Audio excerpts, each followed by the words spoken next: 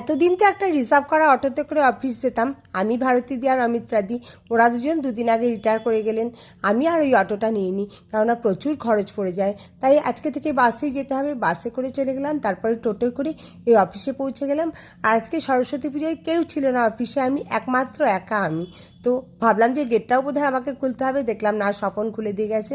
আমার ঘরের দরজা খুলে আমার ঘরে গিয়ে বসলাম, আর সঙ্গে সঙ্গে শ্যামলীদি এক কাপ গরম গরম চা দিয়ে গেল। চাটা বেশ মৌজ করে খেলাম।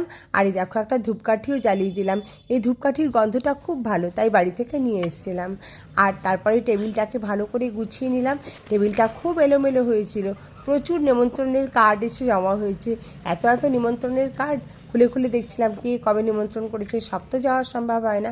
যাই হোক, তারপরে কিছু কাজকর্ম জমেছিল, সেগুলো সব সারলাম। কাজকর্ম করতে করতে আবার মাঝখানে একটুখানি আমাদের বাগানটাতেও ঘুরে এলাম। তারপরে এই বিকেলে ফেরার পথে আবার চলে গেলাম ননদের বাড়িতে।